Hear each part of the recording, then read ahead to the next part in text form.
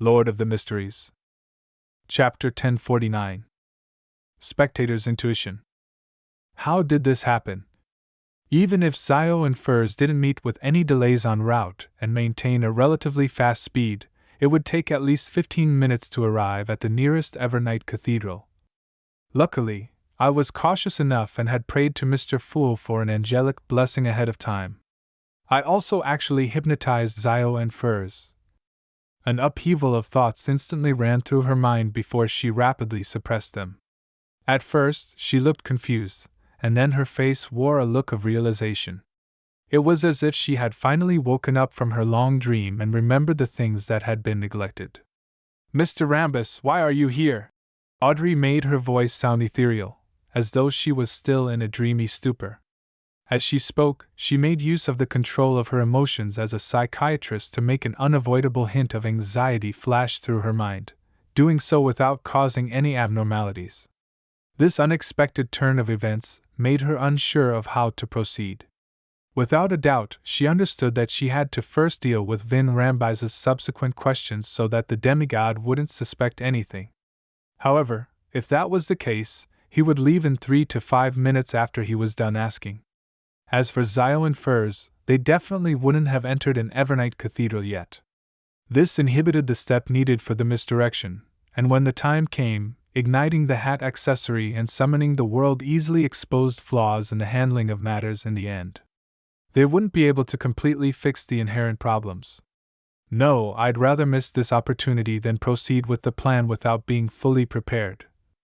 Patience, tolerance, and caution are key in the mysterious world. At the very least, Vin Rambus will be making use of me for a long period of time and not directly harm me. He wishes that I marry with some prince, and this process will take more than half a year. I still have plenty of time. I can wait for the second, third, or even fourth or fifth opportunity.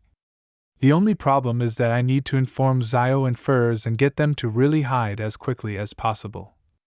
Audrey quickly came up with a decision as her eyes restored to normal, while showing hints of wariness and fear. After observing her reaction and hearing her question, Vin Rambus smiled and said, "This should be your first time hypnotizing someone, and I was worried that an accident would happen, so I specially came here to wait. Given your background, you don't usually have the chance to do this."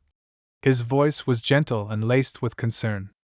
It made the wariness and fear in Audrey's eyes subside bit by bit. But in Audrey's mind world, she once again felt her consciousness being split apart. Some of them were raised, looking down at the island and the sea. This made her clearly realize that her fond feelings and sense of security that she had just felt were all artificial. Seeing that Audrey had returned to normal, Vin Rambus nodded and said, "How did they answer your question just now?" Audrey honestly said, "Zio said that the investigation of Viscount Stratford and the pursuit of the king's secret was all of her own will. She was very suspicious about the death of her father. Her father was the former captain of the Royal Guards, Earl Mason Dare. However, she mentioned that her actions were blessed by a certain existence." As she answered, Audrey almost stopped talking.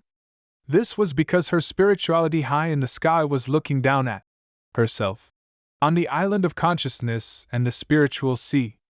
She saw a figure rising up from the bottom of the sea as it followed up steps that appeared, passing through the subconscious realm and landing on her body of heart and mind's island. The figure was wearing a black 3-piece suit, with a head full of silver hair. It was another Vin Rambus.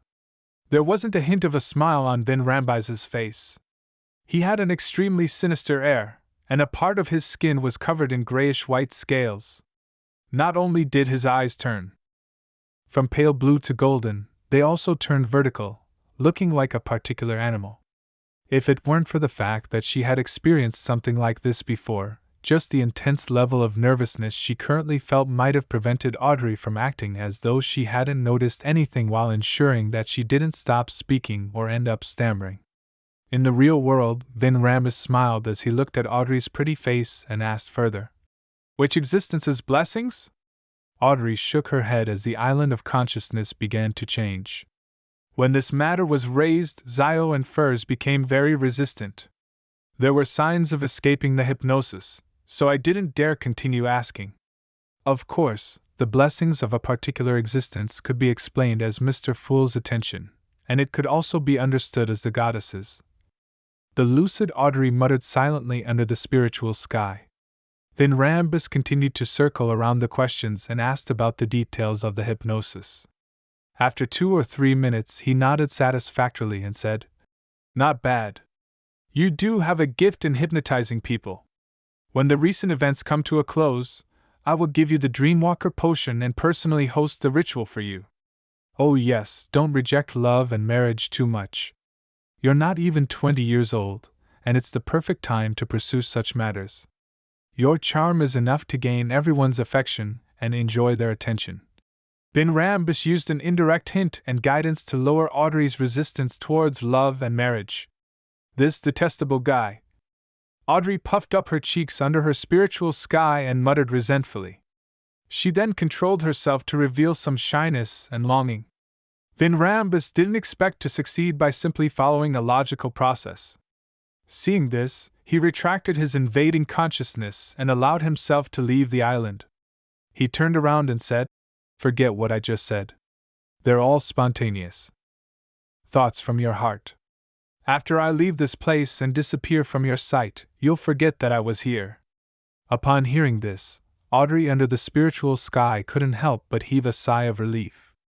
This meant that Vin Rambus was about to leave. Even though it had only been 5 minutes since his appearance, making it insufficient for Zio and Furs to enter the nearest Evernight Cathedral, Audrey was still eager for Vin Rambus to leave as soon as possible.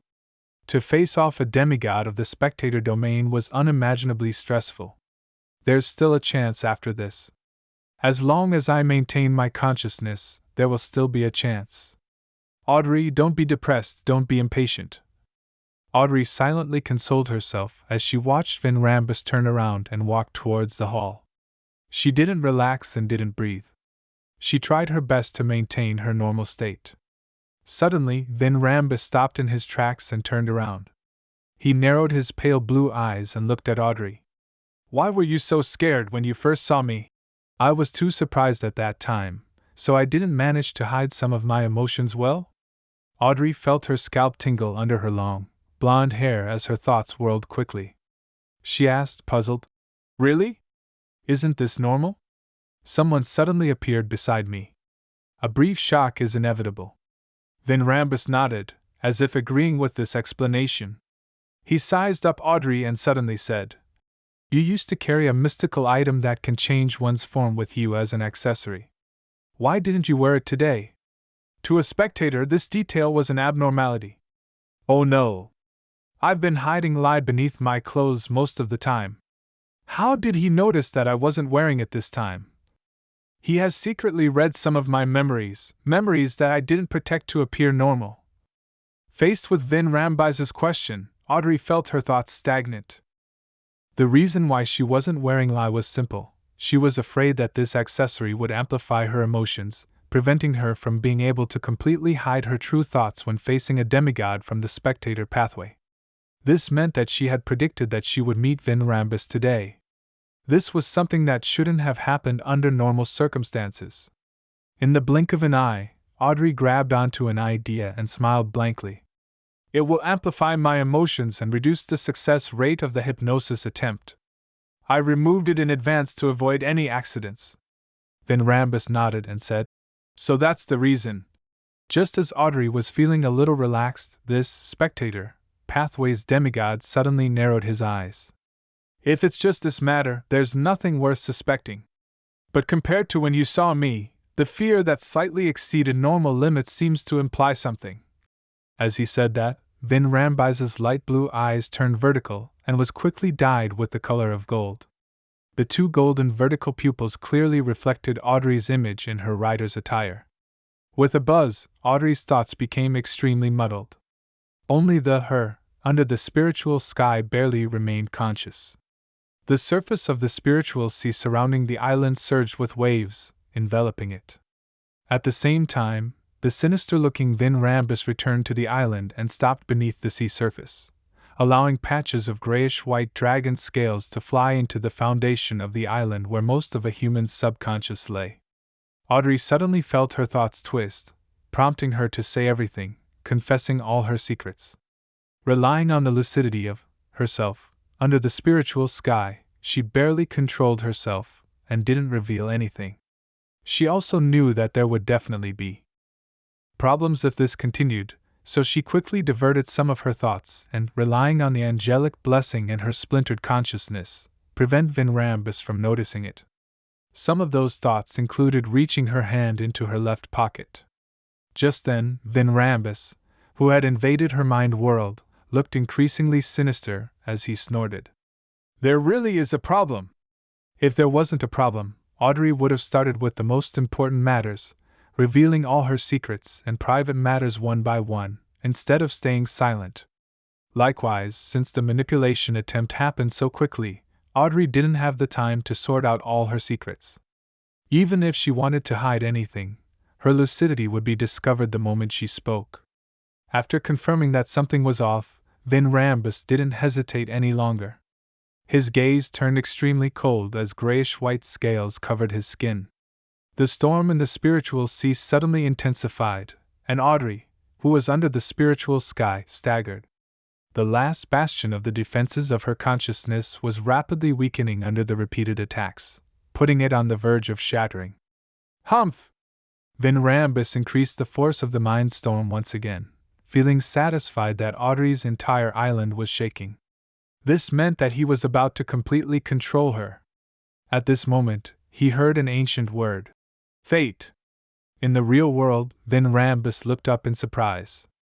All he saw was that Audrey's green eyes were dyed with the brightest, the most dazzling gold.